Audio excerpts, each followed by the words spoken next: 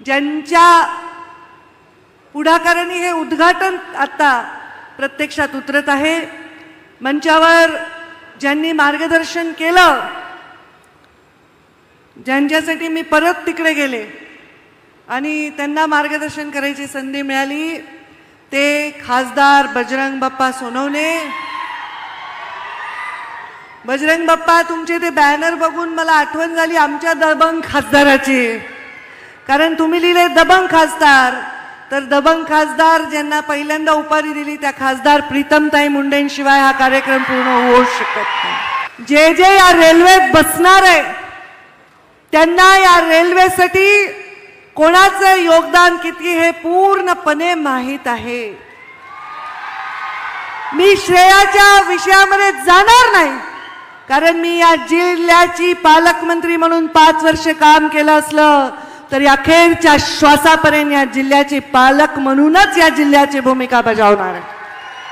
त्यामुळे या जिल्ह्यामध्ये अगदी स्वतः केशर काकू क्षीरसागरांपासून ते आता बजरंग बाप्पा सोनवणेंपर्यंत सगळ्यांनी योगदान दिले असं म्हणण्याचा मोठेपणा मुंडे साहेबांच्या संस्कारात असल्यामुळे मी सर्वांचे मनापासून आभार मानतो. मी आदरणीय सीएम साहेबांना म्हणलं, एक वेळ माझं नाव नाही घेतलं तरी चालेल, पण आमच्या प्रीतमताईचं नाव आवर्जून याच्यामध्ये घ्या.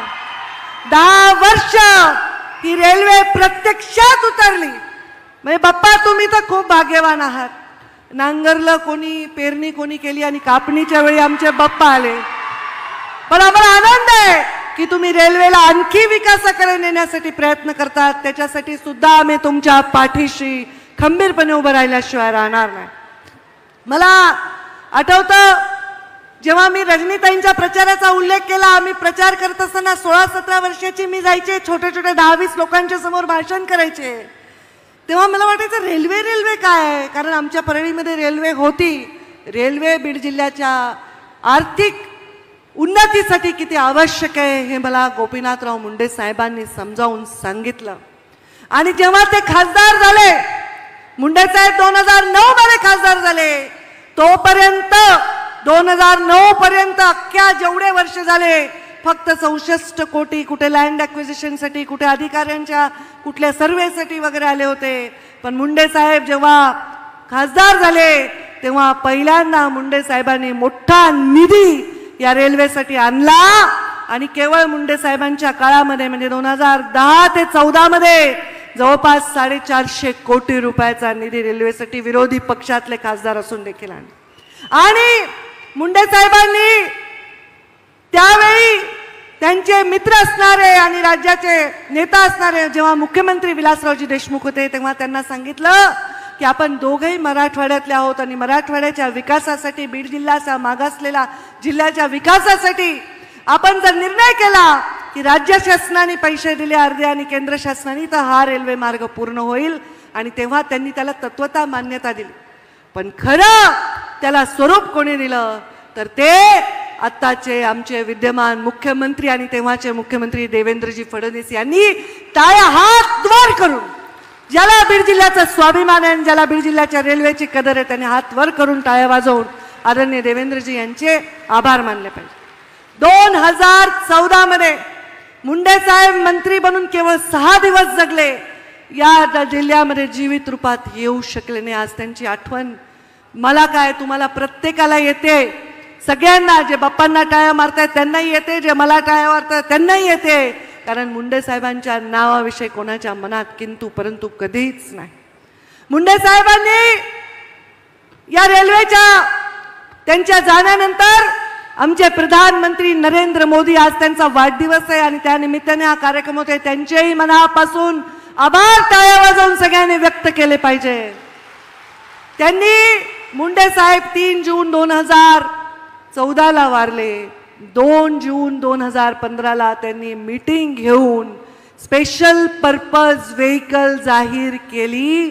यामुळे 50% राज्य शासन आणि 50% केंद्र शासनाने एका झटक्यात 2600 कोटी सुमारे मंजूर केले. आणि आमच्या देवेंद्रजींनी तात्काळ 2015 मध्ये 292 कोटी रुपये एका झटक्यात रेल्वेसाठी दिले. त्यानंतर मधला एक वर्ष फक्त 29 कोटी आले, बाकी सतत म्हणजे त्यांनी ती तजवीज करून ठेवली. जसं एखाद्या आईवडील आपल्या मुलासाठी चांगला व्यापार उद्योग उभा करतात आणि मग मुलाला ते पुढे नेण्यासाठी सोपं होतं, तसं या सगळ्यांनी तजवीज करून ठेवली आणि म्हणून आता ही रेल्वे परिपूर्ण आपल्याला बघायला मिळते. आम्ही यांचा ट्रायल रन घेतला होता, तेव्हा देवेंद्रजी फडणवीस तेव्हाही होते आणि तेव्हा प्रीतमताई खासदार उपस्थित होत्या, रावसाहेब दानवे तेव्हा रेल्वे मंत्री होते. आपल्या या रेल्वेच्यासाठी आम्ही सुरेश प्रभूंचे खास आभार मानण्यासाठी त्यांना 12 डिसेंबरला परळीला बोलवून त्यांचा सत्कार केला होता आणि त्यांनी सुद्धा त्यांच्या रेल्वे मंत्री पदाच्या काळात भरभरून मदत केली. पियुष गोयलांनी मदत केली, दानवे साहेबांनी मदत केली आणि मोदीजींच्या संकल्पनेतून एक अक्षरशः म्हणजे 2 जूनला 3 जूनला मुंडे साहेबांची पुण्यतिथी होती आणि 2 जूनला हे मंजूर झालं. याबद्दल देवेंद्रजींचे कोटी कोटी आभार मानते. आज दादा पालकमंत्री आहेत आणि दादांच्या कामाचा सगळ्यांना सपाटा माहिती आहे, त्यांची पद्धतही माहिती आहे. दादांनी तर आज सकाळी 6 वाजताच उद्घाटन केलं म्हणे. हो दादा, तुम्ही बीड जिल्ह्यामध्ये दर आठवड्याला या सगळ्यांना सकाळी लवकर उठायची सवय लागून जाईल. 6 वाजताच हॉस्पिटलचं उद्घाटन केलं. पण दादा थोडं मी पण तुमच्यासारखं केलं. 7 वाजताच मी आज पूरग्रस्तांसाठीचा दौरा केला. म्हणजे या कामाने जर कोणी पुढे गेलं तर या जिल्ह्याच्या विकासाला आपण कुठेही गालबोट लागणार नाही.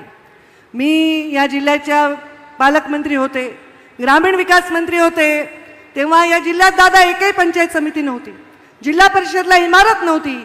सगळ्या पंचायत समिती आणि जिल्हा परिषद ग्रामीण विकास मंत्री झाल्यावर झाल्यात. बघा, स्वातंत्र्य मिळवून एवढ्या वर्षानंतर आमच्याकडे साधे पंचायत समितीची इमारत स्वतःची नव्हती, त्या केल्या.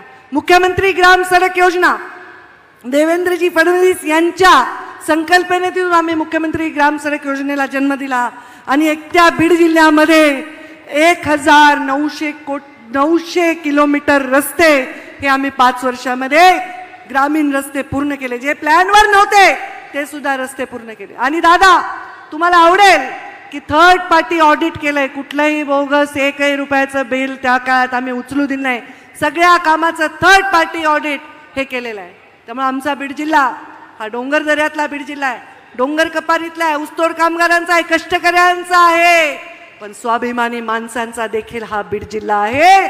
आणि खूप कष्टात राहिलो पण कधीही बीड जिल्ह्याच्या लोकांनी आपला स्वाभिमान कधीही गहाण टाकला नाही. आज बीड जिल्ह्याच्या विकासामध्ये देशात आमचं सरकार, मोदीजींचं सरकार, राज्यात आमचं महायुतीचं सरकार, स्वतः देवेंद्रजी फडणवीस मुख्यमंत्री हा सुवर्ण योग आहे.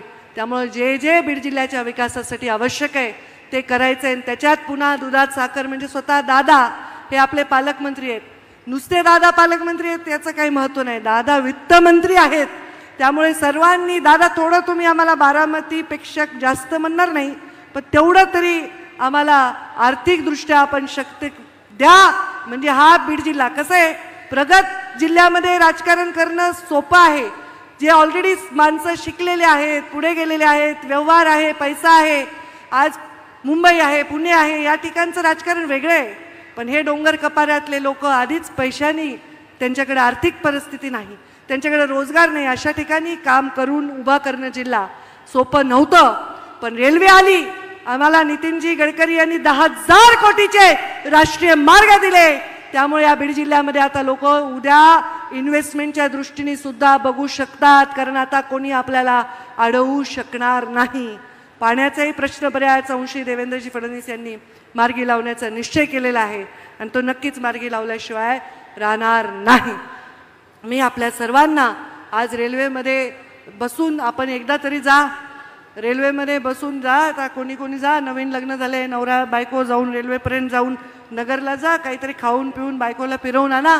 कोणी आपल्या आईवडिलांना घेऊन जा नगरपर्यंत आणि ह्या रेल्वेला अभिमानाने बघा, स्वाभिमानाने बघा, श्रेयवादाने याला बघायची गरज नाही.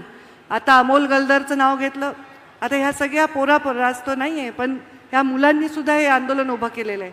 अनेक लोकांची नावं घेता येतील, मी वेळेअभावी घेऊ शकणार नाही. अनेक पत्रकार त्याच्यामध्ये आहेत, अनेक सामान्य नागरिक आहेत. पण हे भाग्य आहे की मोदीजी प्रधानमंत्री झाले आणि मोदीजींनी राज्याचा प्रचार बीडमधून सुरू करून इथे शब्द दिला, ते रेकॉर्डवर वाक्य आहेत की गोपीनाथ मुंडे का ये सपना मैं पूरा करूंगा, बीड जिल्हे को मैं रेल्वे जरूर दूंगा. आणि त्यामुळे आज त्यांच्या वाढदिवसाच्या निमित्त ह्याचं लोकार्पण होतंय, शुभारंभ होतंय. याबद्दल परत एकदा आनंद व्यक्त करते आणि दोन्ही नेते म्हणजे आमचे मुख्यमंत्री आणि उपमुख्यमंत्री यांना सांगते की तुम्ही कृपादृष्टी बीडवर वित्तीय बाबतीत ठेवा. इथे एकही या भागामध्ये काम चुकीचं होऊ दिलं जाणार नाही याची खात्री आम्ही सर्व देऊ आणि आमच्या बीड जिल्ह्याचं सुजलाम सुफलाम होऊन नाव हे चांगल्या परीने राज्यात घेतलं जाईल असं काम करू. धन्यवाद.